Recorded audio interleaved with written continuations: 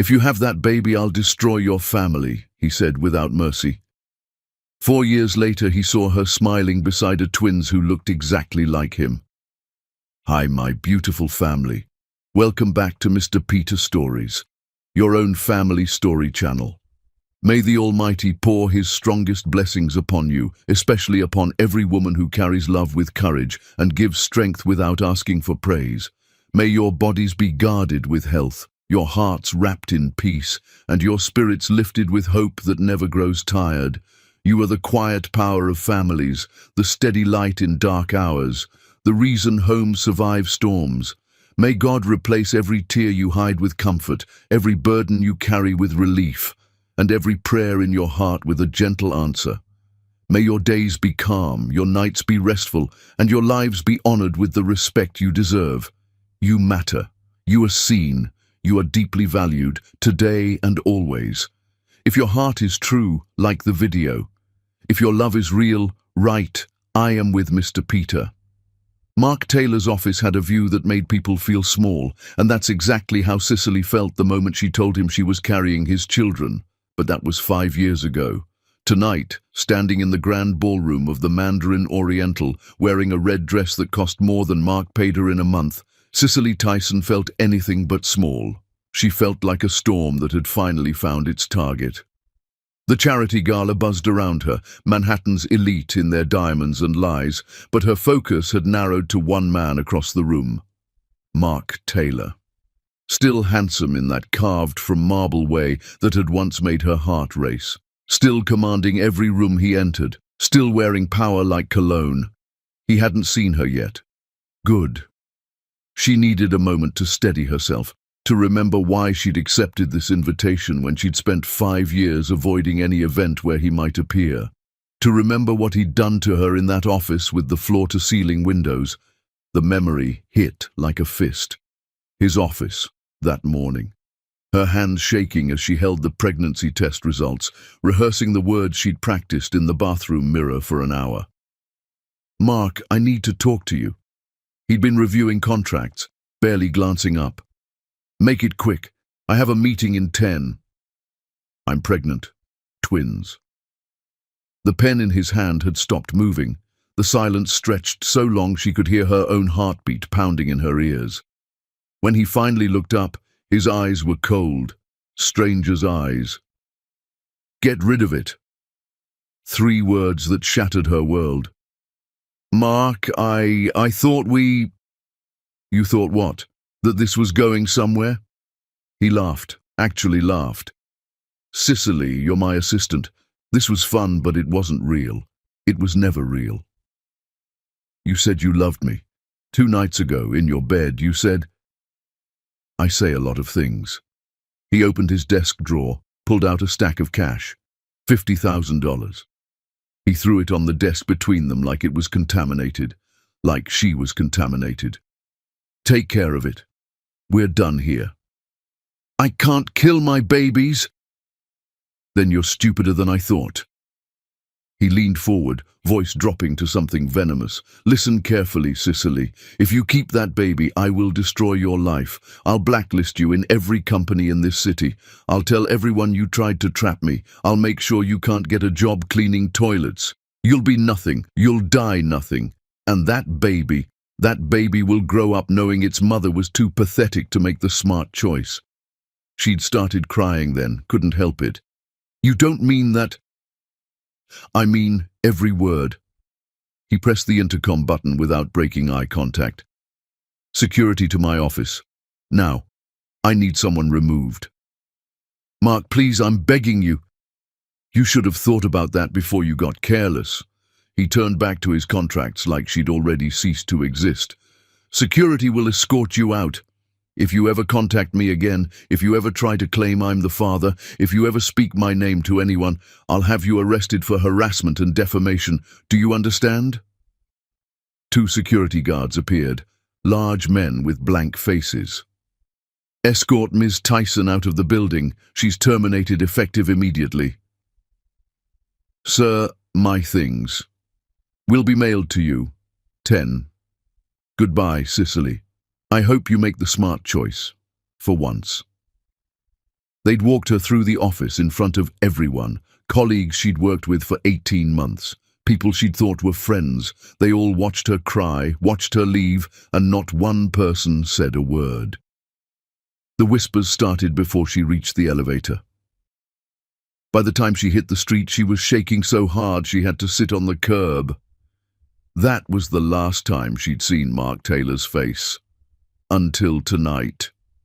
"Mama, Mama!" The voice yanked Cicely back to the present. She turned to see Lily running across the ballroom, white flower girl dress trailing petals, face bright with 5-year-old joy.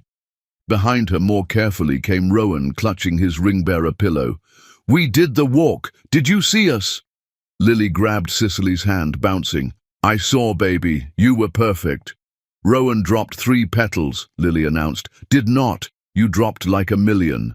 "Did not," Cicely laughed, kneeling to fix Lily's flower crown. Her daughter, her son, the 2 babies Mark had told her to erase. They were everything. "Can we have cake now?" Rowan asked, already distracted.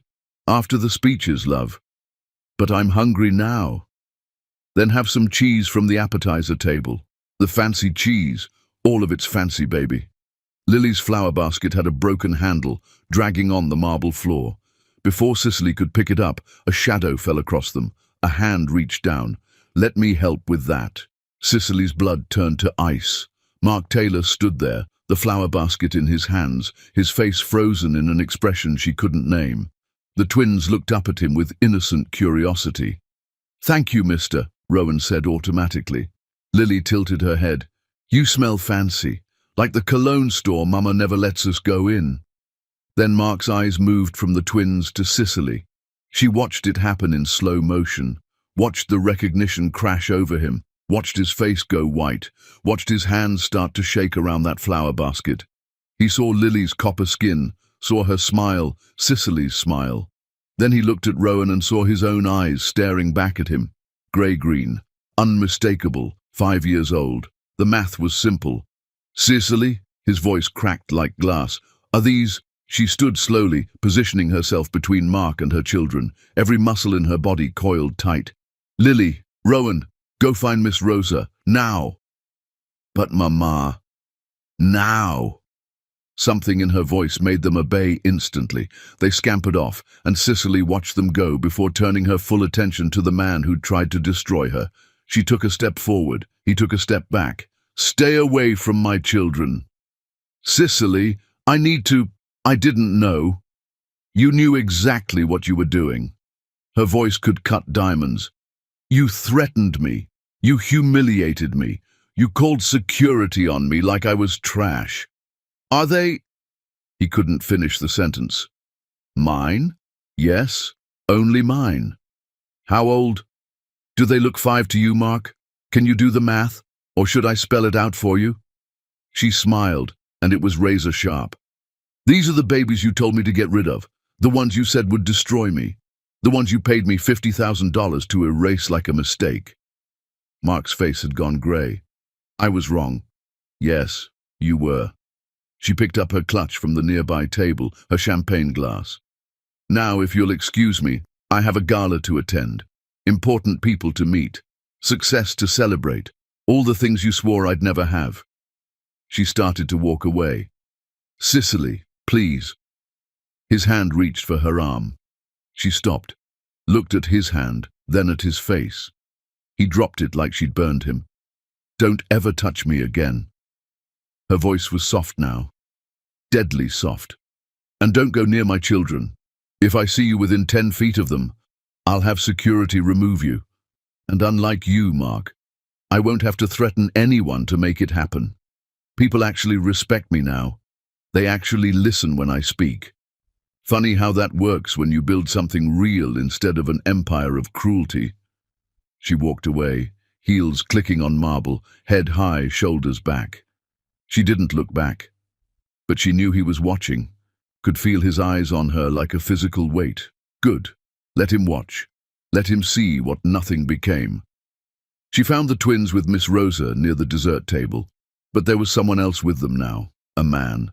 Tall, dark-haired, expensive suit that actually fit. He was crouched down talking to Rowan about something, and her son was animated in a way he rarely was with strangers. Dante Russo, her business partner, her friend, her something more than friend that they hadn't quite defined yet. He saw her approaching and smiled. "There she is. I was just telling Rowan about the chocolate fountain." "It's chocolate," Rowan said, like this was the most important discovery in human history. "I can see that, baby." Lily tugged on Dante's jacket. "Can we go see it up close?" "If your mum says it's okay." Both twins turned to Cicely with pleading eyes. "Fine, but don't touch it, just look." "Yes!" They took off running. Dante straightened, handed Cicely a fresh glass of champagne. "You okay? You look like you've seen a ghost." "Worse. I saw Mark." His expression darkened. "Where?" "Over there, by the bar." They both looked. Mark was standing alone, champagne in hand, but he wasn't looking at the crowd around him. He was staring at the dessert table, at Lily and Rowan, at the children who were his but would never be his. His face was devastated. "Should I handle this?" Dante asked quietly. "No, he's already handled." "You sure?" "I'm sure." But even as she said it, even as she watched Dante walk toward the twins to supervise their chocolate fountain investigation, even as she stood there in her red dress worth more than Mark used to pay her in a month, she felt it. The shift in the air, the weight of 5 years of silence about to break, because Mark Taylor wasn't moving, wasn't mingling, wasn't doing anything except standing there staring at those children with an expression of absolute devastation. And Cicely realized something that made her blood run cold. He wasn't going to let this go. He was going to fight, and she was going to have to destroy him all over again. Across the ballroom, Mark watched Dante laugh with the twins, watched the man ruffle Rowan's hair, watched Lily grab his hand, watched the family that should have been his. His hands were shaking so badly he had to set down his champagne glass. Those were his children, his. And they'd just called another man's name. He'd thought he'd won 5 years ago when Cicely disappeared. He'd thought he'd dodged a bullet. He'd thought wrong. So very, very wrong. Chapter 2. The Woman Who Disappeared. They said she vanished because she was ashamed, but shame had nothing to do with it. Cicely Tyson had gone to war with herself, and she'd won. The morning after the gala started like every morning in Cicely's brownstone in Brooklyn Heights, with chaos, laughter, and at least one minor disaster. "Mama! Rowan put syrup in my hair." "I did not. She put her head on my plate." Cicely stood at the kitchen counter, already dressed for work in a charcoal suit that fit like armor, watching her 5-year-old twins engage in breakfast warfare. Miss Rosa, their nanny, was trying to separate them with limited success. "Lily, your head does not belong on anyone's plate," Cicely said calmly, pouring coffee. "Rowan, apologize for the syrup." "But she—" "Apologize." "Sorry," Rowan mumbled.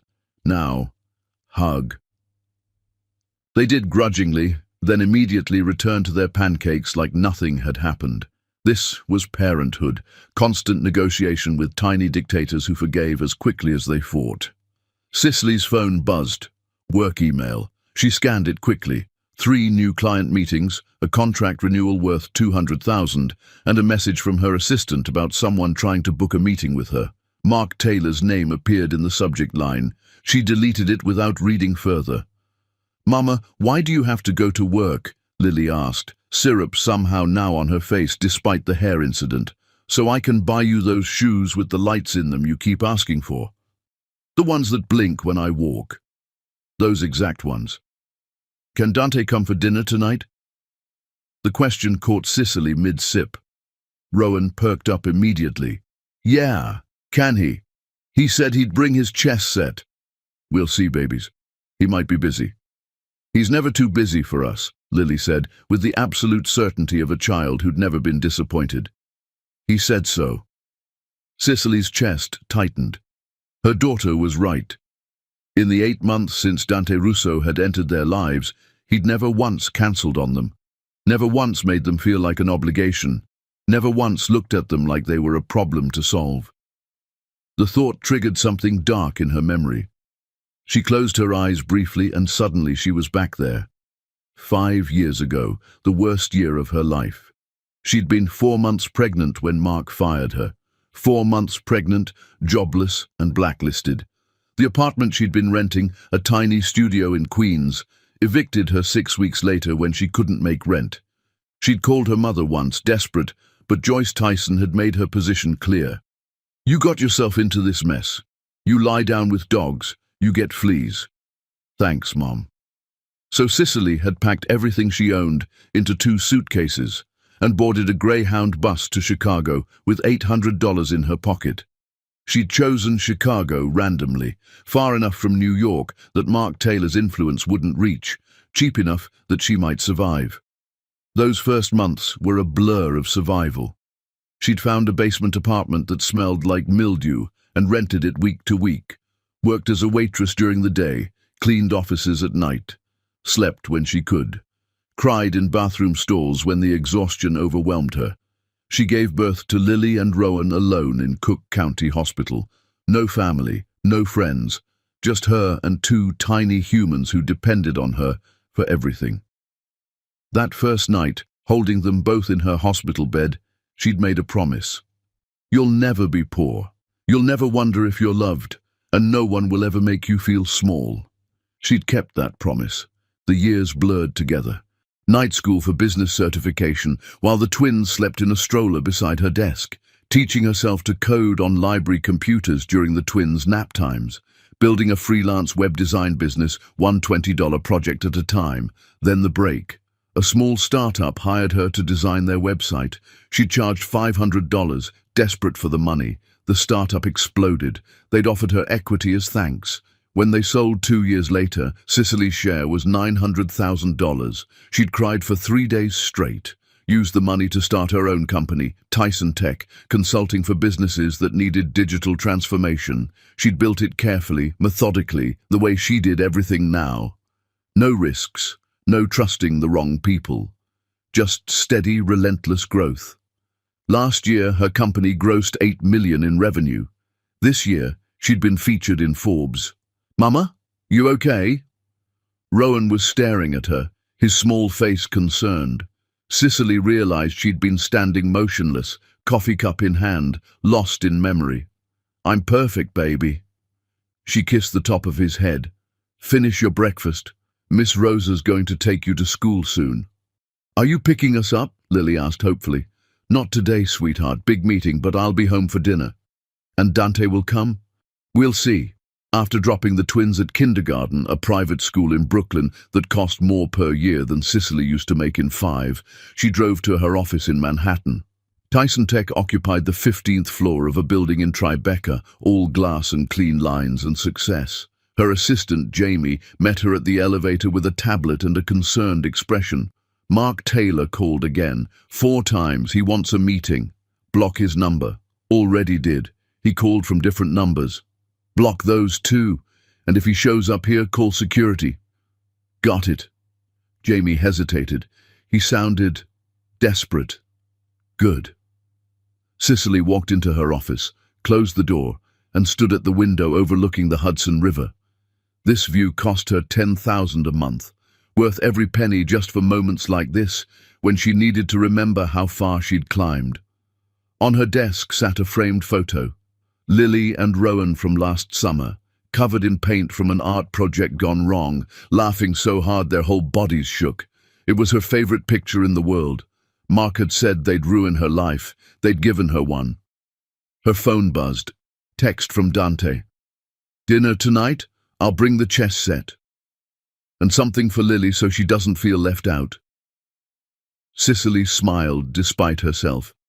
He always thought of both of them. Always made sure neither twin felt forgotten. She typed back. 7. Don't be late. Lily's making you a welcome home sign. I'm not even home yet and she's already planning my arrival. I'm honored. You should be. She used the good markers. A pause, then. How are you after last night? Cicely's smile faded. She'd told Dante everything last night after the gala, about seeing Mark, about his shock when he realized the twins were his, about the way he'd tried to apologize. Dante had listened without judgment, then held her until she stopped shaking. "I'm okay," she typed. "Better than okay. I'm free." "You were always free. You just finally saw him clearly."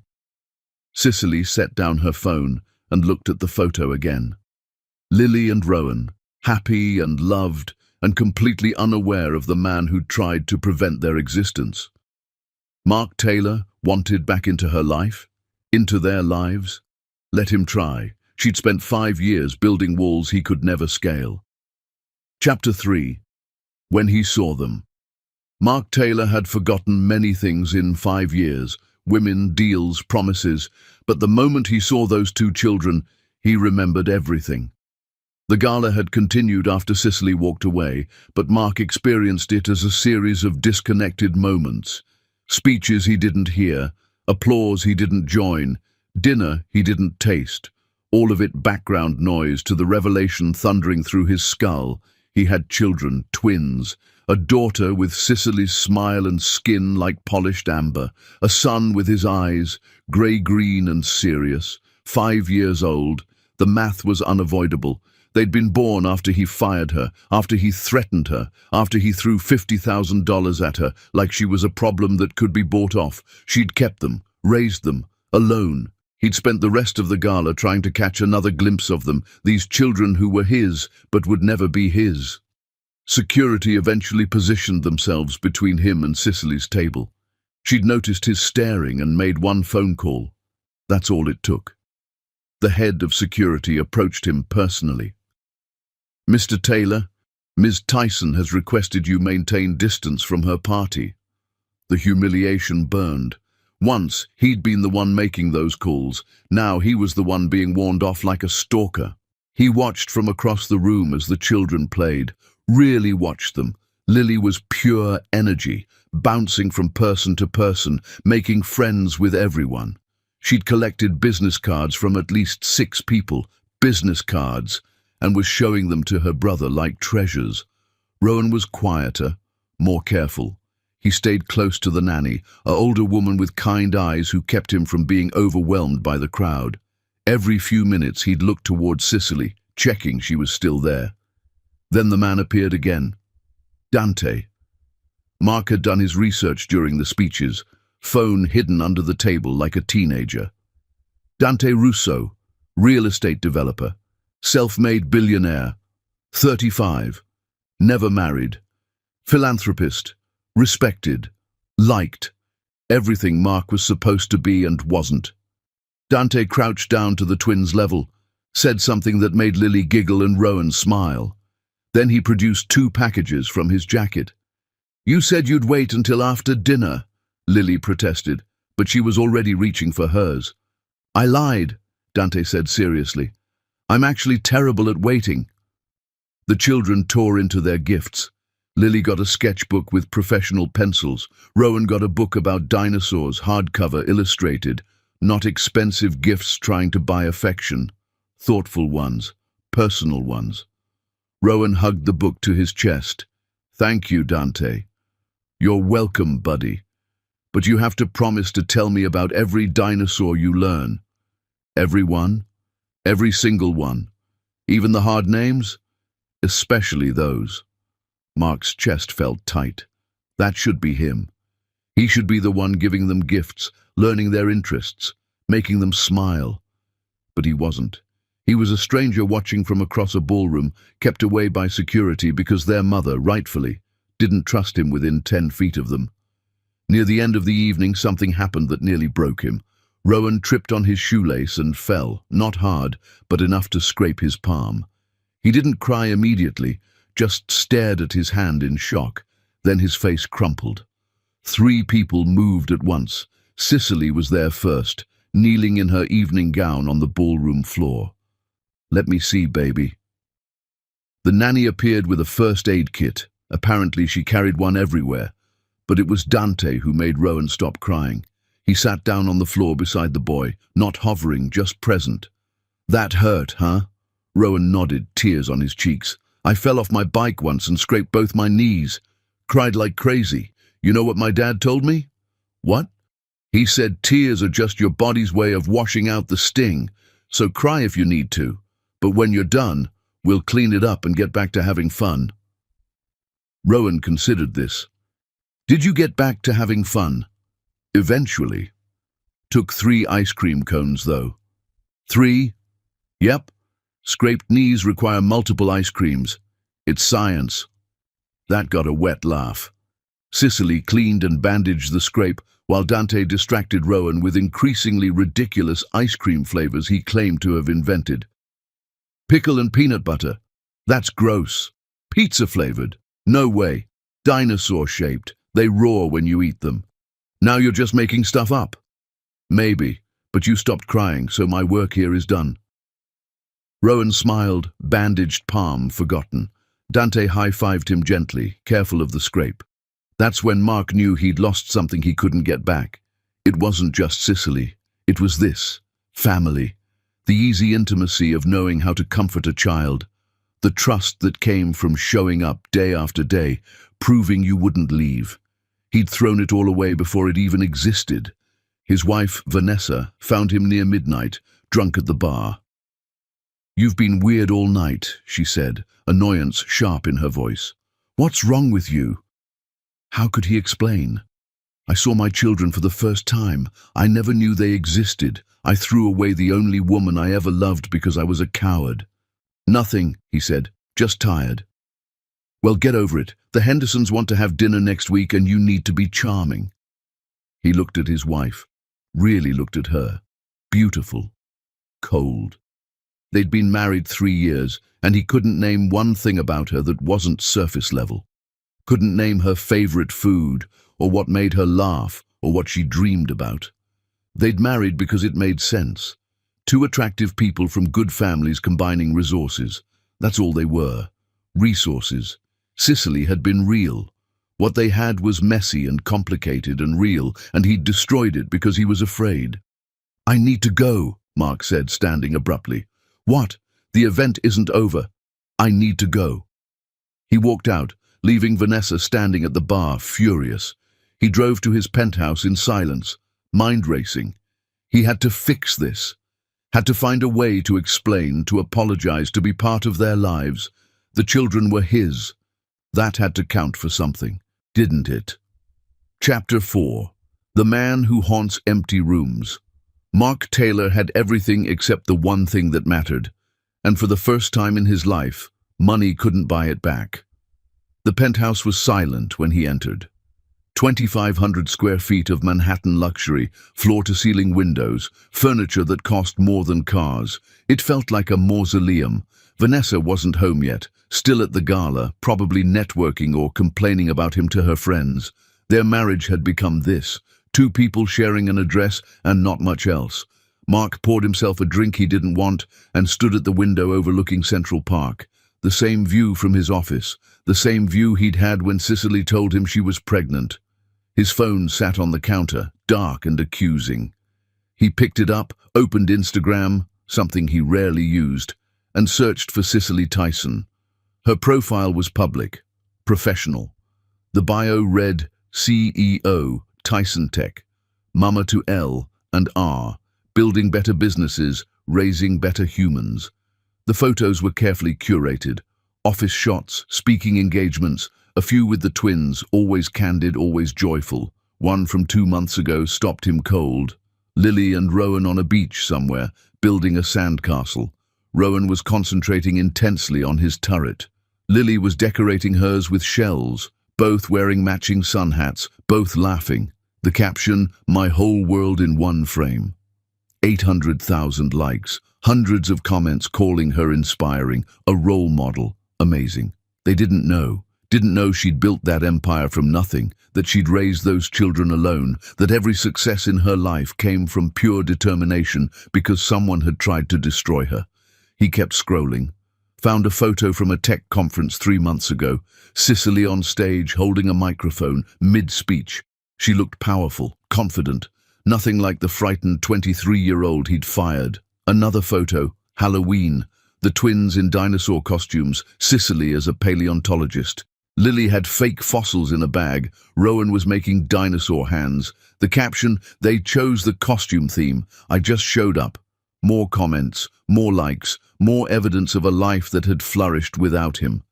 Then he found it, the photo that made his hands shake, dated 6 months ago, Cicely in a simple dress, laughing at something off-camera. Beside her, holding her hand, was Dante Russo, and in front of them, both looking up at Dante with obvious adoration, were the twins. The caption was simple: "Building something beautiful." The comments were full of heart emojis, people saying they made a beautiful family, someone asking if wedding bells were coming soon. Mark felt sick. He spent the next hour doing what he knew was pathetic, stalking her digital presence. LinkedIn showed her career trajectory, from nothing to CEO in 4 years. Articles she'd written about entrepreneurship, speaking engagements at major conferences, board positions. She'd meant it when she said people listened to her now. He found a podcast interview from last year, clicked play without thinking. Her voice filled the room, warm and clear. "So I moved to Chicago with less than $1,000, pregnant, alone, terrified. But I had a choice. I could let fear win, or I could fight, and I had 2 tiny humans depending on me to fight." "That must have been incredibly difficult," the host said. "It was, but difficult isn't the same as impossible. I worked 3 jobs, slept maybe 4 hours a night, studied whenever I could, and slowly, very slowly, things got better." What would you say to other women facing similar situations? A pause. Then, that you're stronger than whatever tried to break you, that being knocked down doesn't mean staying down, and that the people who tried to destroy you don't get to narrate your story. You do. Mark stopped the podcast, couldn't listen anymore. She was talking about him. She didn't say his name, but every word was about what he'd done to her. He grabbed his phone, pulled up his contacts, found her number. Still saved. He'd never deleted it. His thumb hovered over the call button. What would he even say? "Sorry I threatened to destroy you. Sorry I called you nothing. Sorry I threw money at you like you were trash." He called anyway. It rang once, twice. Then, "The number you have reached is no longer in service." She'd changed it. Of course she had. He tried her company's main line, got an automated system, eventually reached a human. "Tyson Tech, how may I direct your call?" "I need to speak with Cicely Tyson." "Do you have an appointment?" "No, but Ms. Tyson only takes meetings by appointment. I can transfer you to her assistant." Before he could argue, hold music played. Then a new voice, younger, efficient. "This is Jamie, Ms. Tyson's assistant. How can I help you?" "I need to speak with Cicely. It's urgent." "Your name?" "Mark Taylor." A pause. A very long pause. "I'm sorry, Mr. Taylor. Miss Tyson isn't available." "When will she be available?" "She's not taking meetings with you. I'm sorry." "This isn't a business meeting." "I'm going to end this call now, Mr. Taylor. Have a good evening." Click. He tried again the next day, and the next. Always the same result. Always the same polite rejection. On day 4, he sent flowers to her office, 2 dozen roses, expensive. The card read, "Please let me explain. M." They were returned that afternoon, unopened, with a note in handwriting he didn't recognize. "Ms. Tyson doesn't accept gifts from strangers." Strangers. The word gutted him. Vanessa noticed his distraction after a week. They were having dinner, separately as always, she at one end of the table, him at the other, when she finally spoke. "You've been off since that gala. What happened?" "Nothing. Don't lie. You're terrible at it." He looked at his wife. They barely knew each other, but she could apparently read him anyway. "I saw someone I used to know." "A woman?" "Yes." Vanessa's laugh was sharp. "Of course. Who was she? Another assistant you got bored with?" The accuracy stung. "It wasn't like that. It's always like that with you." She sipped her wine. "Let me guess. You dumped her, she moved on, and now you want her back because she's not available anymore. Mark said nothing. I'm right, aren't I? Vanessa shook her head. You're so predictable. She had my children. The wine glass stopped halfway to her mouth. What? Twins, a boy and a girl. They're 5 years old. Vanessa set down the glass very carefully. You have children? I didn't know, not until I saw them. But you knew she was pregnant. He didn't answer, didn't need to. You threw her away, Vanessa said quietly. Pregnant, and you threw her away. I was wrong. You were cruel. She stood abruptly. I knew you were cold, Mark. I knew our marriage was a transaction, but I didn't know you were that cruel. Vanessa, don't. I need to think. She left the dining room, left him sitting alone with his expensive food and his expensive furniture and his expensive regrets. He couldn't stop thinking about them. Lily and Rowan, his children. Children he'd never held, never met, never even knew existed until a week ago. Children who called another man's name. That night, unable to sleep, Mark searched for Dante Russo, found his bio, his companies, his reputation, respected, ethical, generous, everything Mark pretended to be and wasn't. There were photos of Dante at charity events, construction sites, ribbon cuttings, professional, successful, and then, on a lifestyle site, an article from 3 months ago, New York's most eligible bachelor, Dante Russo. The article detailed his companies, his philanthropy, his personal life. Single but dating someone seriously, sources said. Seen frequently with tech CEO Cicely Tyson and her children. Friends described him as patient and genuine. The article ended with speculation about whether New York's most eligible bachelor was finally ready to settle down. Mark closed his laptop. Cicely had rebuilt her life without him, built it better, and she'd found someone who would never do to her what Mark had done. He'd lost her, he'd lost them, and he had no one to blame but himself. Chapter 5. The man who deserved her, Dante Russo, didn't believe in love at first sight, but he believed in recognizing someone worth fighting for, and Cicely Tyson was worth everything. The first time Dante saw Cicely was at a business summit in Chicago 8 months ago. She'd been on a panel about scaling startups, and he'd been in the audience mostly out of obligation. Then she started speaking. She was sharp, funny, brutally honest about the failures that preceded her success. She didn't sugarcoat anything. When another panelist suggested that entrepreneurship was about finding your passion, Cicely had laughed. Passion doesn't pay rent, she'd said. I built my company because I needed to survive. The passion came later. Start with a problem you can solve, not a dream you can chase. After the panel, he'd introduced himself, extended his hand, said something forgettable about admiring her work. She'd looked at him with barely concealed skepticism.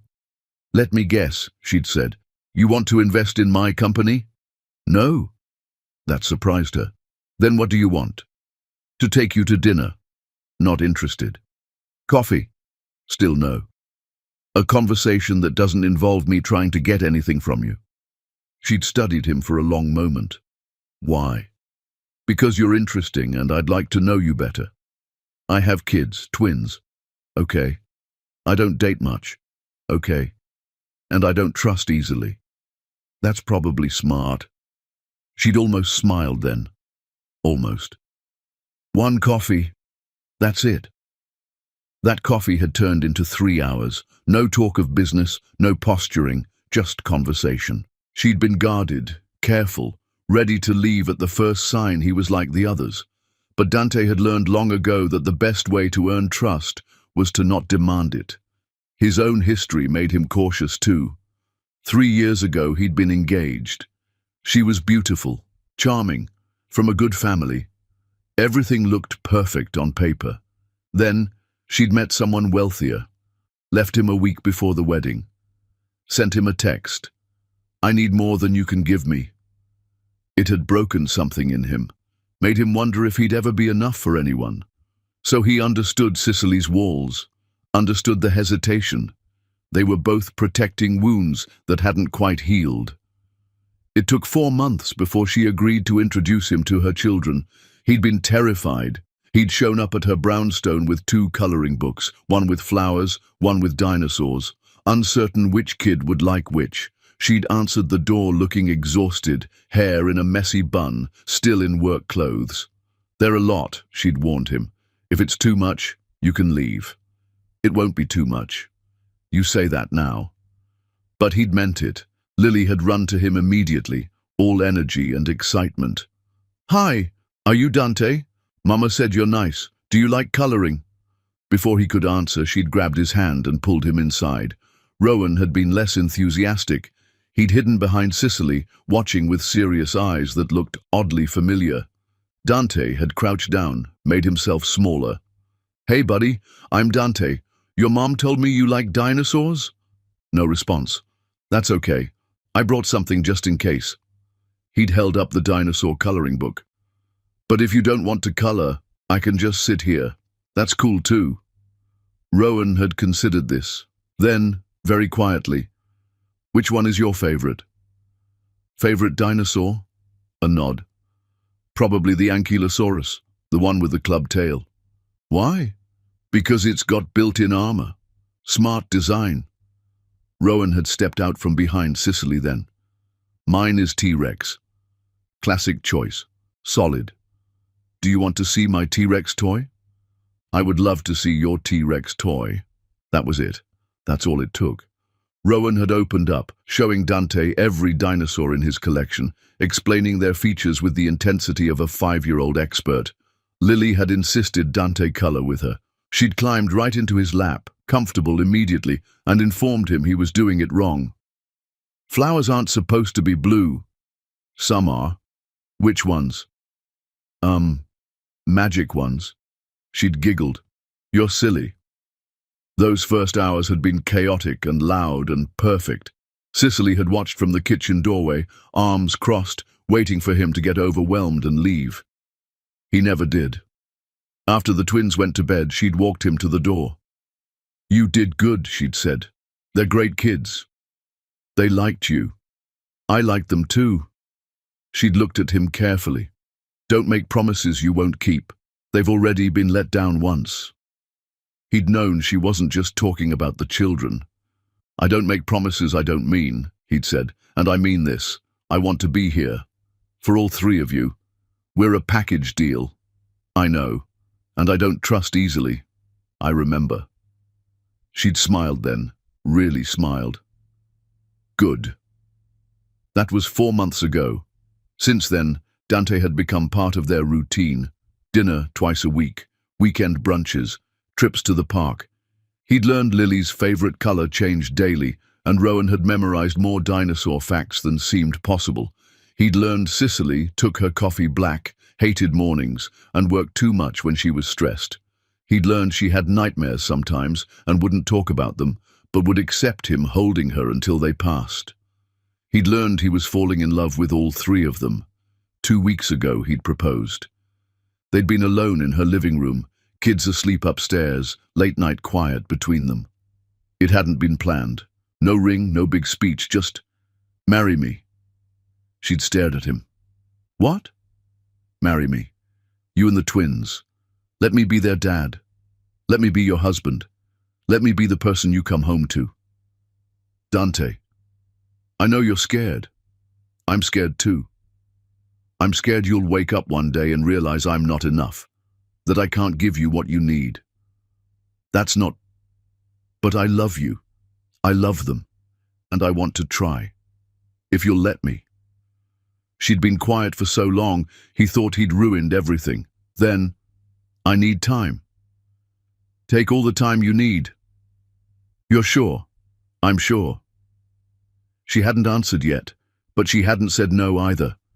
Tonight, 2 weeks after that proposal, Dante stood outside her brownstone, holding the chess set he'd promised Rowan and a set of fancy markers for Lily. He knocked, heard thundering footsteps. The door flew open. "Dante!" Both twins crashed into him simultaneously. "Oof! You guys got bigger since yesterday. No, we didn't, Lily laughed. You're just being silly again. Did you bring the chess set? Rowan was already trying to dig through the bag. I did, and I brought markers for Lily so she doesn't get jealous. I wasn't going to be jealous, but Lily was already grabbing the marker set. Oh wow, these are the fancy ones. Cicely appeared in the doorway, leaning against the frame, watching them with an expression he couldn't quite read. You spoil them, she said. They're easy to spoil. She stepped aside to let him in. When the twins ran ahead to set up the chessboard, she caught his arm. Can we talk? After dinner? His heart jumped. Of course. Okay, she kissed him quickly. Thank you for always showing up. Where else would I be? During dinner, Rowan explained his chess strategy, which mostly involved moving pieces randomly until Dante gently corrected him. Lily showed off the welcome home sign she'd made, which featured approximately 30 hearts and a drawing of what might have been Dante, or possibly a friendly alien. This is my favorite thing I've ever received, Dante told her. Really? Really? After dinner, after chess games and coloring and bedtime stories, after the twins were finally asleep, Cicely pulled Dante onto the back patio. The Brooklyn night was cold. She wrapped a blanket around herself. I saw Mark at the gala, she said without preamble. Dante had known. She'd told him that night, but hearing it again still made his jaw tight. How did it feel? Weird. He saw the twins, realized they were his, tried to apologize. What did you say? I told him to stay away from us. Good. She looked at him. He's their biological father. Biology doesn't make you a parent. Showing up does. He wants to be part of their lives now. Now, after 5 years. He said he didn't know. He knew she was pregnant. He chose not to care. Dante took her hand. What do you want to do? I don't know. Do the twins know about him? No, not really. They've never asked about their father. Because they don't feel like anyone's missing, Dante said quietly. They have you. They have Miss Rosa. They have family. They're happy. But what if they want to know him someday? Then we'll deal with it when they're old enough to ask. But right now, you don't owe him anything. You don't owe him explanations or chances or access to the children he didn't want. Cicely was quiet for a long moment, then, I want to say yes. His heart stopped. Yes? To marrying you, to building a family, to letting go of the past. Are you sure? No, but I'm sure about you, about us, and that's enough. Dante kissed her, soft and careful, like she might disappear. I love you, he said. I love you too. She pulled back slightly. But we need to tell the twins first. Agreed. And I need you to know that Mark might not go away quietly. Let him try. You're not alone anymore. Neither are they. She leaned against him, and they stood there in the cold Brooklyn night, building something beautiful. Inside, through the window, they could see the twins' artwork taped to the walls. Lily's chaotic colors, Rowan's careful dinosaur drawings. A family. Not perfect, but theirs. Chapter 6. The cracks begin to show. Empires don't fall in a day. They crumble slowly, one truth at a time, and Mark Taylor's empire was built on lies.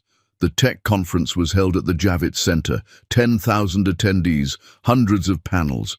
Mark had registered primarily because he'd learned Cicely was the keynote speaker. He needed to see her again, needed to explain, needed her to understand that he was different now, that he was sorry, that he wanted to make things right. Vanessa didn't know where he was. They'd been sleeping in separate bedrooms since the dinner conversation, and she'd stopped pretending to care about his schedule. Mark arrived early, found a seat in the back of the main hall. The keynote was titled, From Survival to Success, Building a Company with $800 and 2 babies. She'd told this story before. He'd found the podcast, the articles, but hearing it announced made his chest tight. The lights dimmed. A host took the stage, gave a glowing introduction. Then Cicely walked out, and the applause was immediate. She looked incredible. Black suit, simple jewelry, hair pulled back. Professional, powerful. Nothing like the scared assistant he'd fired 5 years ago. "Thank you for having me," she began, her voice carrying easily through the hall. "I'm going to tell you a story. It's not a comfortable one, but it's true." She told them about being 23 and pregnant, about being fired by someone she thought loved her. She didn't name Mark, but she didn't need to. The people in his industry knew the rumors, had heard the whispers. "He told me I'd be nothing," Cicely said, "threw $50,000 at me and told me to make the problem disappear. And for a while I believed him, believed I was nothing, believed my children would ruin my life." Mark felt eyes on him, whispers starting. Someone nearby pulled out their phone. "But here's what I learned," Cicely continued. "The people who try to destroy you, they're telling on themselves, they're revealing their fear, their weakness, their need to control. And once you see that, they lose their power." She talked about the first year, working 3 jobs, sleeping 4 hours a night, teaching herself to code with babies in a stroller beside her. "I didn't build my company out of passion," she said. "I built it out of necessity. And then slowly, it became something bigger. It became proof that I was never nothing, that my children weren't a problem, that the man who tried to bury me only made me dig deeper." The applause was thunderous. During Q&A, someone asked, "Do you ever regret not taking the money, not taking the easier path?" Cicely smiled. "The easier path would have destroyed me. I needed the hard path to find out who I really was." When the keynote ended, Mark tried to reach her. She was immediately surrounded by people wanting to network, to pitch, to connect. Security formed a subtle barrier. He waited an hour, 2. Finally, when the crowd thinned, he approached. "Cicely." She turned, saw him, and her expression went cold. "No. Please, just 5 minutes. I gave you years. You chose silence." "I was wrong. I know I was wrong. I want to explain." "Explain what? That you were cruel. I know that you were scared. I figured that you're sorry now. Too late. They're my children. They're my children. You made that choice when you called security on me." People were watching now, phones out, recording. "Please," Mark said, aware of the audience but desperate. "I want to know them. I want to be part of their lives." "You want?" "Always about what you want." She stepped closer, voice low enough only he could hear. "You don't get to waltz back in because you suddenly developed a conscience. You don't get to meet them, to disrupt their lives, to confuse them about who their father is. I am their father, biologically. That's it. And biology means nothing when you weren't there. Then let me be there now." "No." She turned to leave, then paused. "You wanted me to be nothing, Mark. You wanted to erase me. Instead, I became someone you can't touch. That's your consequence. Learn to live with it." She walked away. Mark stood there, aware of the phone's recording, aware this would be online within hours. He was right. By evening, clips of their confrontation were trending. Tech Twitter was brutal. Comments called him predatory, abusive, cruel. His company's social media was flooded with demands for accountability. His board called an emergency meeting. But it got worse. The next morning, a journalist published an article. "Tech CEO's pattern of abuse. 6 women come forward." 6 women. All of them former employees Mark had fired or blacklisted over the years. Some for refusing his advances. Some for threatening to report harassment they'd witnessed. Some for simply being inconvenient. The article included testimony from a woman named Sarah Kimball. She'd worked for Mark before Cicely. He'd fired her after she complained about a male executive harassing female employees. "He told me I was being dramatic," Sarah said in the interview. "Said I should be grateful to have a job. When I persisted, he blacklisted me. Took me 2 years to find work again." The article drew a line directly to Cicely, showed the pattern, proved it wasn't a one-time mistake but a system. Mark's company lost 3 major clients within 48 hours. His investors demanded a meeting. They wanted him out. The company he'd built for 15 years was crumbling because of decisions he'd made in fear, in anger, in cruelty. At home, Vanessa was packing. "What are you doing?" "Leaving," she said calmly. "I'm filing for divorce." "Vanessa, I knew you were cold. I married you anyway, but I didn't know you were abusive. I have limits, Mark. I never hurt you. You hurt everyone who got close to you. I'm just smart enough to leave before you hurt me too." She left that afternoon, took half their assets in the prenup she'd insisted on. Mark was alone in the penthouse again, but this time it felt different, smaller, emptier, like a prison he'd built himself. His phone buzzed, text from an unknown number. "We need to talk about the development project. Dr. Dr. Dante Russo." Mark's company had been bidding on a major project, a mixed-use development in Brooklyn that would have saved his company. Dante's firm was the primary competitor. Mark called the number. "Russo, you wanted to talk?" "I wanted to tell you personally that my firm won the bid. City approved it this morning." Mark's stomach dropped. "That project was ours." "No, it was competitive, and they chose us." "Did Sicily?" "Sicily had nothing to do with this. I won on merit, but I wanted you to hear it from me because I know you needed this project." "Why are you calling to gloat?" "I'm not gloating. I'm telling you that your world is shrinking, and it's your own fault. You had everything. You threw it away. Now you're losing it piece by piece, and there's no one to blame but yourself. I made a mistake. You made a choice, multiple choices. You chose cruelty over kindness, control over love, fear over courage. Those aren't mistakes, they're character. And you're so much better? I show up. Those are my children. No, they're Sicily's children, and if she'll have me, they'll be mine too. You get nothing. That's what you earned." The line went dead. Mark sat in his empty penthouse and realized Dante was right.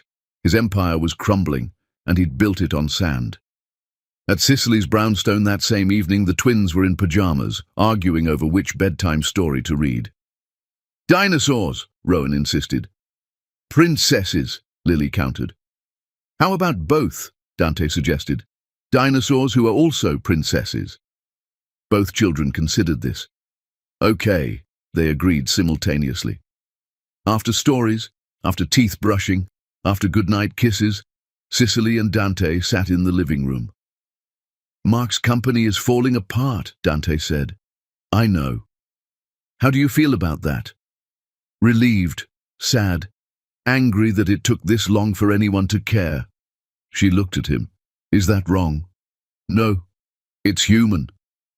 I thought revenge would feel better than this." "That's because you're not cruel. You just wanted justice, and now you have it." Sicily leaned against him.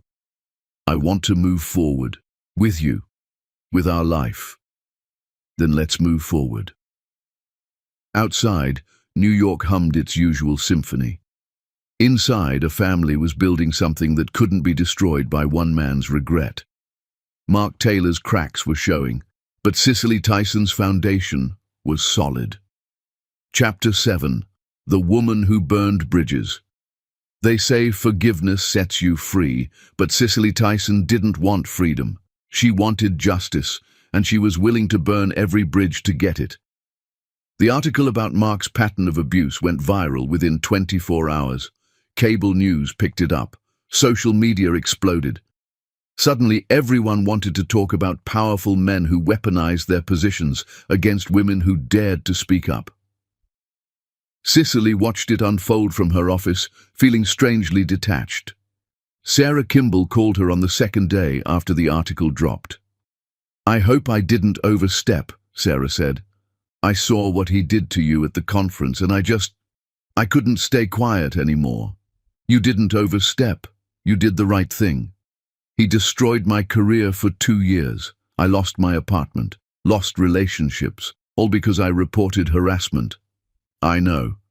And seeing him try to play victim with you, with your children, I couldn't let him get away with it again."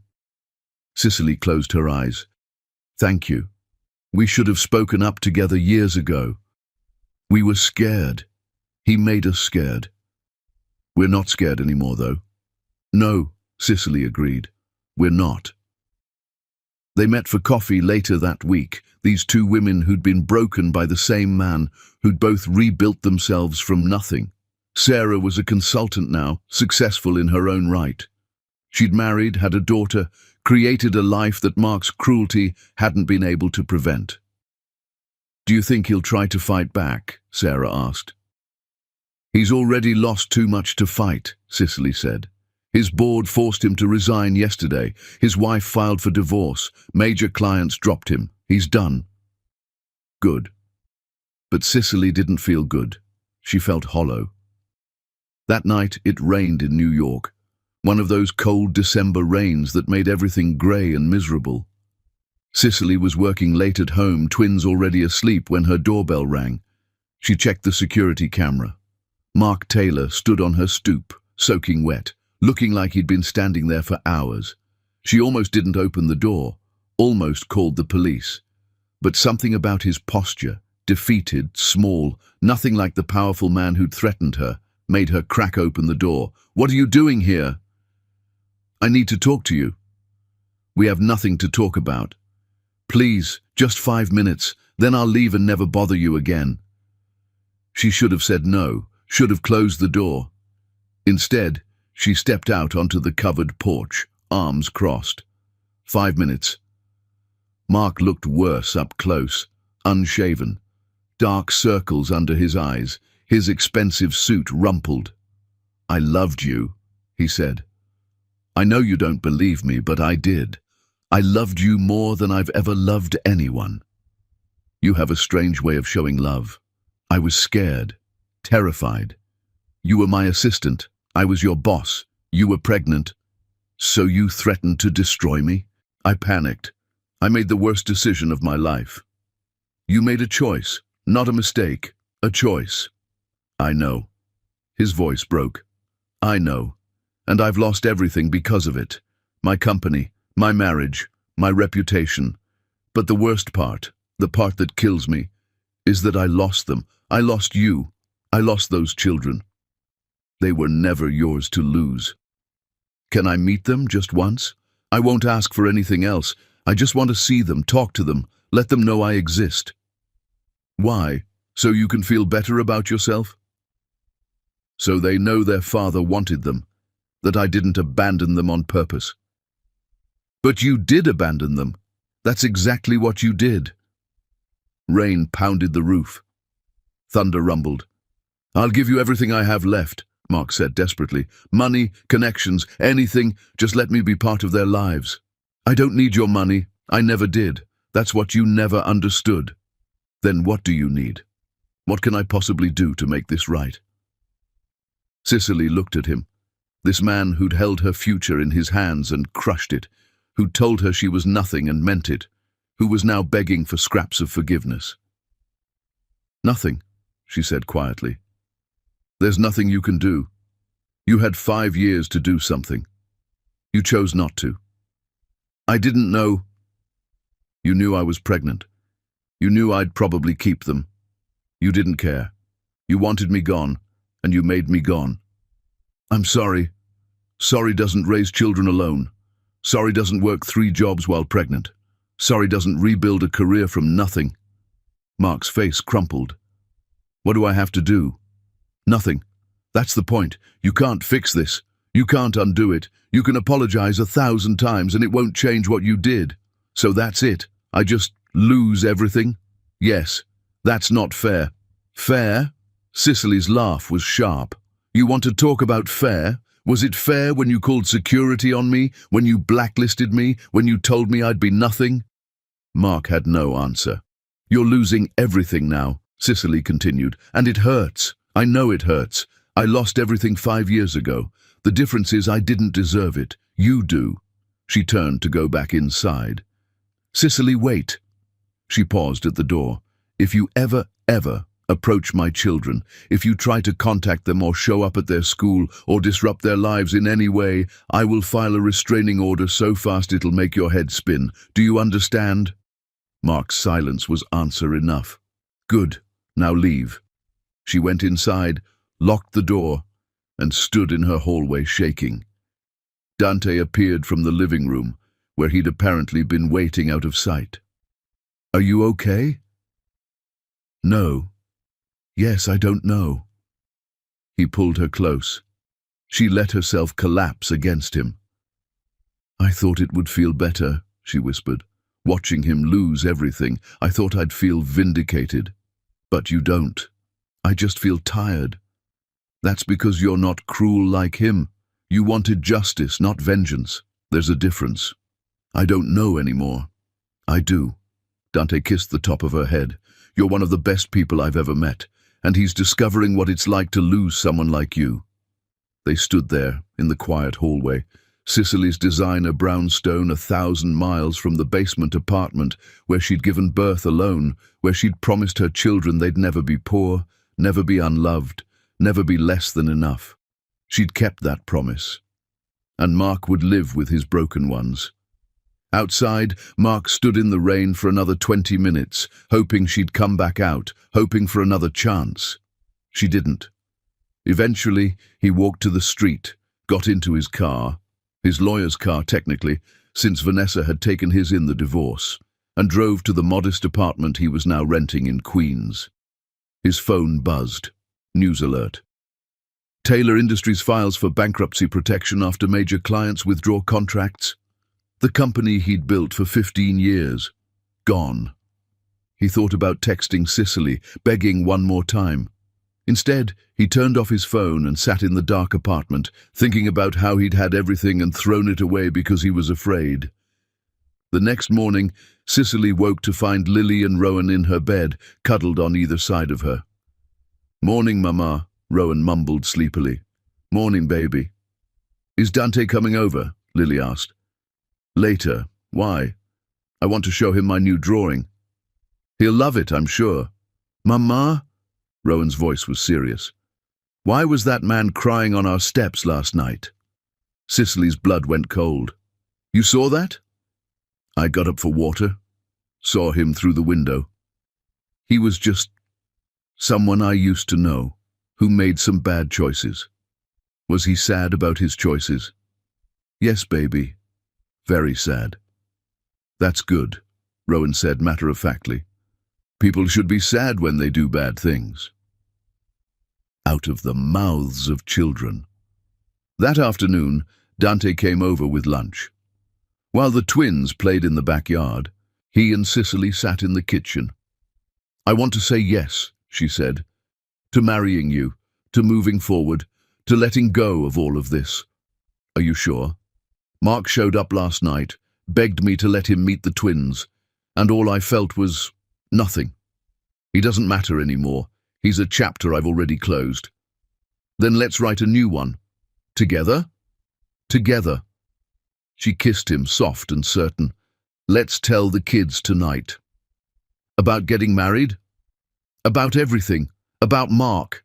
About you officially becoming their dad. About moving forward as a real family. I'd like that. Through the window, they watched Lily and Rowan playing, completely oblivious to the adult drama that had shaped their existence. They were happy, safe, loved, and that was all that mattered. Mark Taylor had tried to burn Cicely's life down. Instead, she'd built an empire from the ashes, and now she was ready to stop looking back. Chapter 8. When Kings Kneel. A man can lose his fortune, his reputation, his pride, but it's only when he loses his last chance at redemption that he understands what real poverty feels like. 2 months passed. Mark Taylor's life had become unrecognizable. Taylor Industries declared bankruptcy. The penthouse sold to cover debts. Vanessa took half of what remained in the divorce settlement. He now lived in a one-bedroom apartment in Queens, worked as a consultant for a mid-size firm, and spent his evenings alone wondering how he'd fallen so far. The article about his pattern of abuse had destroyed any chance of rebuilding his reputation. Job offers dried up. Professional contacts stopped returning calls. He'd been erased from the world he'd once dominated. Good, he thought sometimes. I deserve this. Other times, he just felt hollow. He'd stopped trying to contact Cicely, stopped showing up places he knew she'd be, stopped asking mutual connections for information. But he couldn't stop thinking about those children. His children, Lily and Rowan. He saw them sometimes in his dreams, saw what their lives might look like. Birthdays he wouldn't attend, school plays he wouldn't watch, graduations he wouldn't celebrate, all because he'd been a coward 5 years ago. Then he saw the Instagram post. Cicely rarely posted personal content, but this one was clearly important. A photo of her and Dante, dressed up, holding hands. Behind them, Lily and Rowan in fancy clothes, jumping excitedly. The caption, "He said yes to all three of us. Building our forever." Engagement announcement. The comments were full of congratulations, heart emojis, people saying they made a beautiful family. Mark stared at the photo for an hour. Dante would be their father, not biologically but in every way that mattered. He'd be the one they called Dad, the one who taught them to ride bikes, helped with homework, walked them down the aisle someday. All the things Mark should have done, should have wanted to do. He made a decision that night, a stupid, desperate, final decision.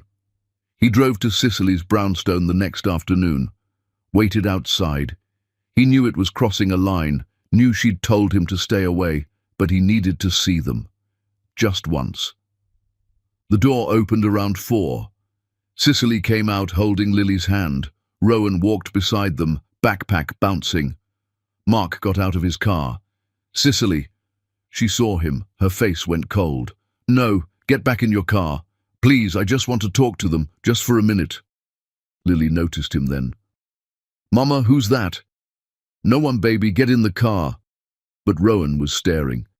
"He's the crying man from before." Mark's heart lurched. They remembered him, even if only as the crying man. "Please," Mark said, stepping closer. "I'm not here to cause problems. I need them to know I exist." Cicely positioned herself between Mark and the twins. "Get in your car. I'm their father. You're not their anything." Mark's voice broke. "They have a right to know me. They have a right to a stable life, which you would disrupt." He was desperate now, past caring about pride. He dropped to his knees on the sidewalk. "Please, I'm begging you. 5 minutes. That's all I'm asking." The twins stared at him.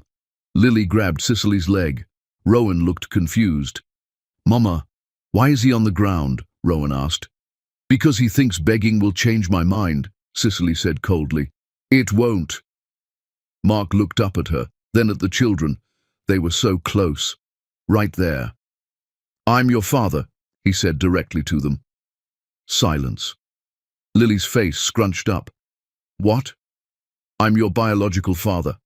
I wasn't there when you were born. I should have been. I made a terrible mistake. But I want you to know I exist, that I've always existed." Rowan looked at Cicely. "Is that true?" "Biologically, yes. In every other way, no." Lily seemed to process this. Then, "But Dante's going to be our dad." The words hit Mark like a physical blow. "Dante reads us stories," Rowan added, very serious. "And he knows all the dinosaur names." "And he makes Mama smile," Lily said. "You make her sad." Out of the mouths of children, brutal, honest. "I know," Mark whispered. "I know I made her sad. I'm sorry." "Sorry doesn't fix things," Rowan said, repeating something he'd clearly heard before. Mark looked at Cicely. She was watching him with zero sympathy. "Please," he tried one more time. "Let me be part of their lives somehow. Any way you'll allow." "No." "Cicely, you don't get to do this. You don't get to show up 5 years later and disrupt their happiness because you suddenly developed guilt. You made your choice. Now live with it." "I'll go to court. I'll fight for custody." "You'll lose. I have documentation of everything. The threats, the blacklisting, the $50,000, the pattern of abuse. Try to take me to court, and I'll destroy you all over again." She wasn't bluffing. He could see it in her eyes. "I don't want to fight," Mark said, voice breaking. "I just want to matter to them." "You don't, and you never will." She turned to the twins. "Get in the car, babies." They obeyed without hesitation. As they climbed into the back seat, Lily waved at Mark, just a small, uncertain wave. Rowan didn't wave, just watched him with those grey-green eyes that were exactly like Mark's. Then Cicely drove away, and Mark was left kneeling on the sidewalk alone. A neighbour walked by, staring. Mark stood up slowly, aware of how pathetic he must look. He got in his car and sat there for a long time, watching the empty street, thinking about how he'd lost everything that mattered. His phone buzzed. Text from his lawyer about final bankruptcy proceedings. He almost laughed. Losing money seemed insignificant now. He'd lost something far more valuable. He'd lost them. That night, Cicely tucked the twins into bed. Rowan was quiet, thoughtful. "Mama, was that man really our father?" "Biologically, yes." "What does that mean?" "It means he helped make you, but he wasn't there for anything else." "Why not? How do you explain cruelty to a 5-year-old? "He was scared, baby. Some people make bad choices when they're scared." "Are you scared?" "Sometimes." "What do you do when you're scared?" "I remember that I have you and Lily. That makes me brave." Rowan considered this. "I don't think we need that man. We have Dante." "You like Dante?" "He's going to be our real dad, right? If that's what you want." "It is." Rowan yawned. "Good night, Mama." "Good night, baby." In Lily's room, Cicely found her daughter still awake. "Mama, was that man nice when you knew him?" "Sometimes, not always." "Is that why you left?" "Yes." "I'm glad you left. We're happier now." "Me too, baby." "Dante's nicer." "Yes, he is. And he doesn't make you cry." Cicely's throat tightened. "No, he doesn't." "Then we should keep him." "I think so too." After the twins were asleep, Dante arrived. Cicely let him in, fell into his arms, and cried. "He showed up again," she said, got on his knees, begged to know them. "What did you say?" "No, I said no." "And the kids?" She laughed through tears. "The kids didn't even want to know him. They just wanted to go home and see you." Dante held her tighter. "They're smart kids. They chose you, over biology, over everything. They chose you. I'll spend the rest of my life making sure they never regret that choice." "I know you will." They stood there in the quiet brownstone, building something Mark Taylor could never touch.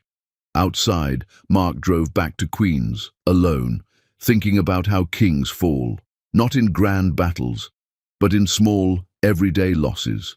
And the loss of his children was the greatest loss of all. Chapter 9. The Truth. Children deserve.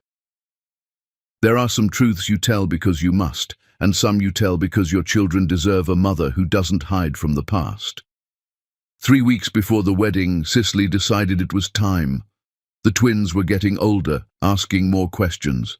Eventually, they'd want to know about their biological father, about where they came from, about why Dante wasn't there from the beginning. Better to tell them now, on her terms, in her words. She planned it carefully. Saturday morning. After pancakes, but before cartoons. When they were full and happy and less likely to get upset. She sat them down at the kitchen table with bowls of ice cream. Bribery always helped difficult conversations. "I want to tell you something important," she started. Rowan looked immediately worried. "Are we in trouble?" "No, baby. Nothing like that." "Is Dante okay?" Lily asked. "Dante's fine. This is about before Dante, before Miss Rosa, before this house." Both children watched her with wide eyes, ice cream temporarily forgotten. "Before you were born, there was a man I knew. I thought I loved him, and I thought he loved me. But when I got pregnant with you two, he got scared, really scared. And instead of being brave, he made a bad choice." "What choice?" Rowan asked. "He told me to go away. He said you two would ruin my life." and I left. Did we ruin your life? Lily's voice was small. No, baby, never. You made my life worth living. What happened to the man? Rowan asked. He stayed in New York. I moved to Chicago. I had you two, and we built our own family. Is he the crying man? Lily asked. The one from outside. Of course they'd connect the dots. Yes. He's our father? Rowan asked carefully. Biologically, yes. But being a father is more than biology. It's showing up every day. It's reading bedtime stories and helping with homework and being there when you're scared. Dante does all that stuff, Lily said. Yes, he does. So Dante's our real dad, if you want him to be. We do, both twins said simultaneously. Cicely's throat tightened. You don't want to know the other man? The one who… No, Rowan said firmly. We already have a dad. But he's your biological father. Don't you want to meet him? Ask him questions? Lily shrugged. Why? He left you. That's mean. He was scared. Being scared doesn't make being mean okay, Rowan said, repeating something Cicely had taught him. She looked at her 5-year-old children and realized they understood more than she'd given them credit for. You're right, she said. It doesn't. Can we have more ice cream? Lily asked, attention span exhausted. Sure, baby. Just like that, the conversation was over. The twins went back to their ice cream, then to playing, leaving Cicely sitting at the table wondering if she'd done the right thing. That afternoon, Dante came over to help with wedding planning. The twins immediately dragged him outside to play. How'd it go? He asked, when they had a moment alone. They don't want to know him. They want you. Are you sure they understand what that means? They understand enough. They know he left. They know you stayed. That's all that matters to them. It might change when they're older. Maybe. But right now they're happy, they're safe, and they chose you. Dante pulled her close. I meant what I said before. I'll spend my life making sure they never regret that. I know. 2 days later, an envelope arrived at Cicely's office. No return address, expensive stationery. Inside was a letter. She recognized the handwriting immediately. Cicely, I'm not asking for forgiveness. I don't deserve it. I'm not asking for a place in their lives. I don't deserve that either. I just need you to know that what I did to you was the worst thing I've ever done. Destroying you when you were pregnant, threatening you, calling you nothing. Those weren't mistakes. They were cruelty, and I've spent 5 years realizing that. I saw them, Lily and Rowan. They're beautiful. They're happy. They're everything I said would ruin your life, and instead, they're the reason you have one. I'm not writing this for me. I'm writing it for them. Someday, maybe when they're older, they'll want to know about their biological father. And when that day comes, I need them to know this. I was a coward. I was afraid of being a father, afraid of commitment, afraid of love. So I hurt the person who loved me most. I hurt you, and in doing that, I hurt them before they were even born. But you were brave. You took what should have destroyed you and turned it into strength. You raised them alone. You built an empire from nothing. You showed them what real love looks like. I hope he's good to you. I hope he's everything I should have been and wasn't. I hope he loves them the way they deserve to be loved. And I hope, someday, you can tell them that their biological father was sorry, that he didn't abandon them because they weren't wanted, but because he was too broken to recognize the gift they were. I won't contact you again. This is goodbye. I'm sorry. For everything. Mark. Cicely read it twice. Then she did something she hadn't expected. She cried. Not for what they'd lost, not even for Mark's obvious pain, but for the finality of it, for the closing of a chapter, for the relief of knowing it was finally, truly over. She took the letter home, put it in a safe deposit box with other important documents. Someday, if the twins wanted to know their biological father, she'd give them this letter. Let them make their own decisions about what it meant. But that was someday. Today, she had a wedding to plan. That evening, while Dante supervised bath time, which somehow always turned into a water fight, Cicely watched from the doorway. Lily was shrieking with laughter. Rowan was trying to explain the aerodynamics of water splashing. Dante was completely soaked but smiling. This was her family. Imperfect, chaotic, beautiful. Mark Taylor had tried to prevent this, had told her these children would ruin her life. Instead, they'd given her everything. "Mama!" Lily called. "Dante says we can have extra story time if we get out now."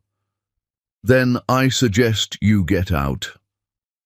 After stories, after teeth brushing, after final hugs, Cicely and Dante stood in the hallway outside the twins' rooms. "Did you get the letter?" he asked. He'd known it was coming. Mark had told his lawyer to forward it. "Yes." "What did it say?" "That he's sorry, that he hopes you're good to us, that he won't contact us again." "Do you believe him?" "I think he finally understands what he lost. Whether that translates to leaving us alone, I don't know. But I have legal protection now, restraining orders if needed. He can't touch us." "Good." "Dante?" "Yeah? Thank you. For being here. For loving us. For choosing us when someone else didn't." "You make it sound like a sacrifice. This is the best thing that ever happened to me." She kissed him, soft and grateful. 3 weeks until you're officially their dad." "I already am. The paperwork is just formality." And he was right. The adoption papers were filed. The wedding was planned. The life they were building together was real. Mark Taylor had been just a shadow. But Dante Russo was the sun. Chapter 10. The Woman Who Chose Light.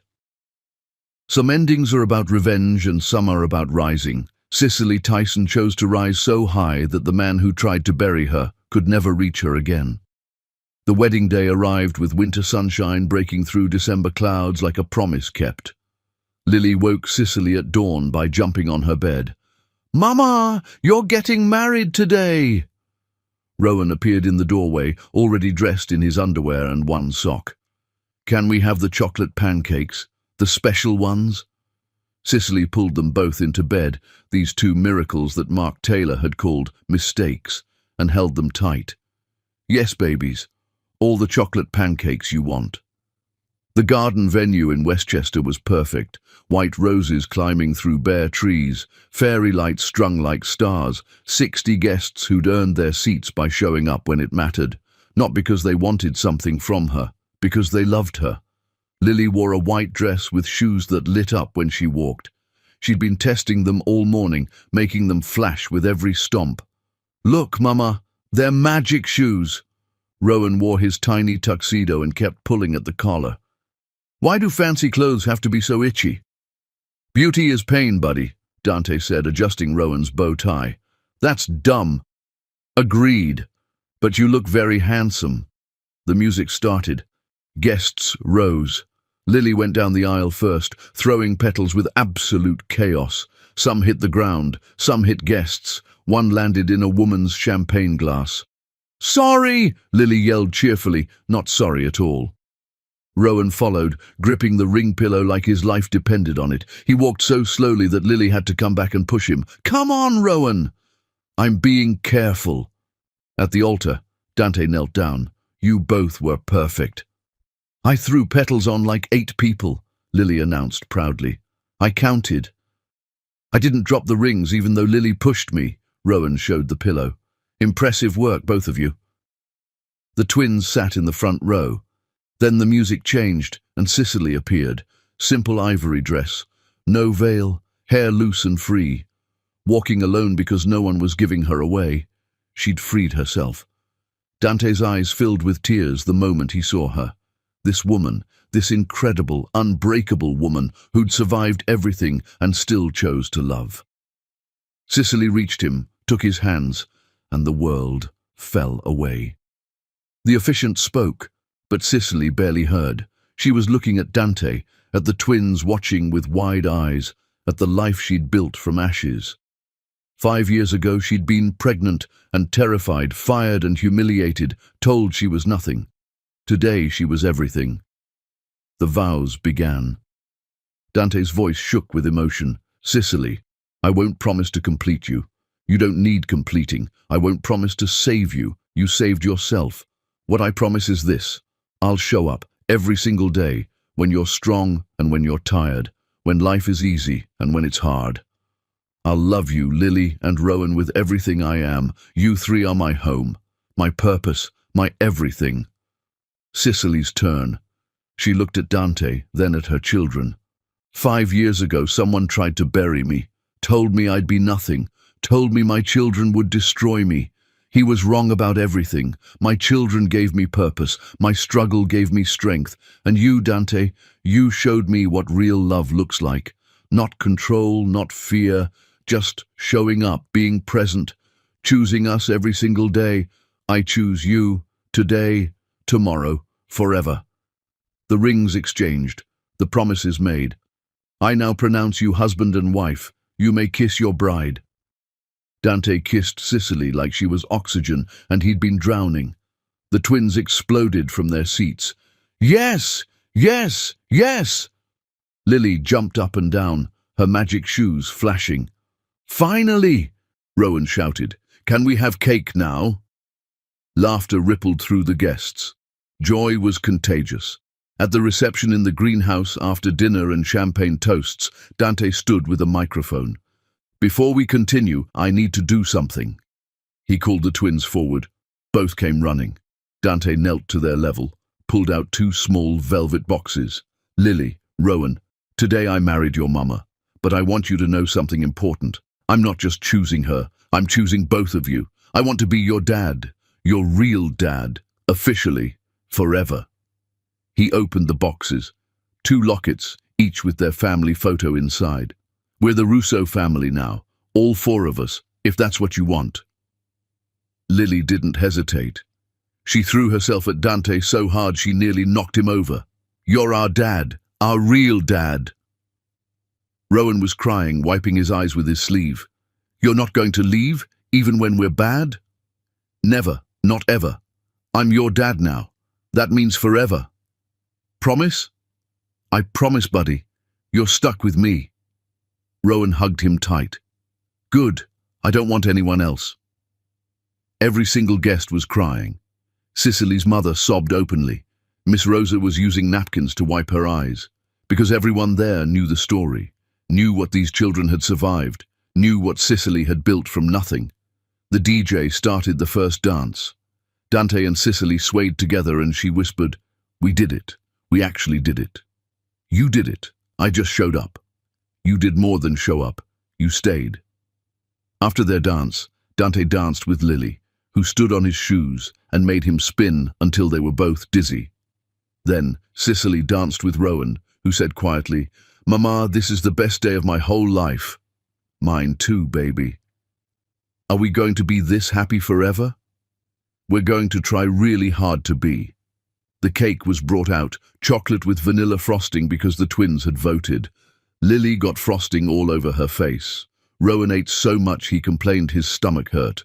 As the evening continued, as guests danced and laughed and celebrated, Cicely stepped out onto the greenhouse balcony for air.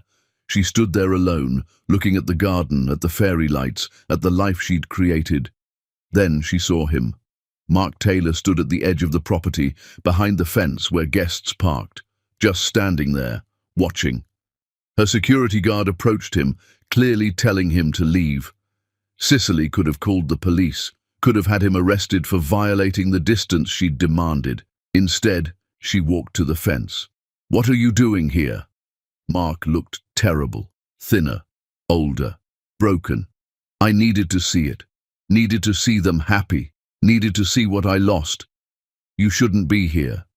I know, I'm leaving, His voice cracked. They're beautiful, happy. You did that. You gave them everything. I gave them what they deserved, what you refused to give. I know. He looked past her at the reception, where through the glass they could see Dante dancing with both twins, one on each foot. He's a better man than I ever was. Yes, he is. Do they know about me? They know you exist. They don't care. They have everything they need. Mark nodded, tears streaming down his face. I'm sorry for everything. I know it doesn't matter now, but I'm sorry." "You're right, it doesn't matter." She turned to walk away. "Cicely," she looked back, "thank you for giving them a good life, for being strong enough for both of us. I wasn't strong for you. I was strong for them, and for me." She walked away, back to the greenhouse, back to her family. Mark stood there watching for another minute. Watched Dante lift Rowan onto his shoulders. Watched Lily dancing with Cicely. Watched the family that should have been his but never would be. Then he got in his car and drove away. For the last time. Inside, Dante found Cicely and pulled her close. "Was that?" "Yes. He's gone now, really gone. Are you okay?" "I'm perfect." She looked at their children, at the guests, at the life surrounding her. "I have everything I ever wanted. He has nothing. That's not revenge. That's justice." As midnight approached, as guests began to leave, Cicely and Dante stood with Lily and Rowan on the dance floor. "One more family dance," Dante suggested. All four of them danced together, the twins between them, giggling and stepping on feet and completely off rhythm. "Perfect." Lily looked up at Cicely. "Mama, are we going to live happily ever after now, like in the stories?" Cicely looked at Dante, at Rowan, at Lily. "Better than the stories, baby, because this is real. Real is better. Real is always better." The song ended. The night ended. The wedding ended. But their life, their real, beautiful, hard-won life, was just beginning. Cicely Tyson had been told she was nothing. She'd become everything. Mark Taylor had tried to bury her. She'd risen so high he could never reach her again. And as she drove away with her husband and children, heading home to the brownstone she'd bought with money she'd earned and filled with love she'd chosen, she realized something profound. The best revenge wasn't destroying him. It was building a life so beautiful, so full, so complete that he became irrelevant. A footnote in a story about triumph. A cautionary tale about what happens when you underestimate a woman who refuses to stay down. Mark Taylor lost everything. Cicely Tyson won everything, and she'd never felt more alive. Some women break, some women bend. Cicely Tyson rose, and the view from the top was magnificent. The end.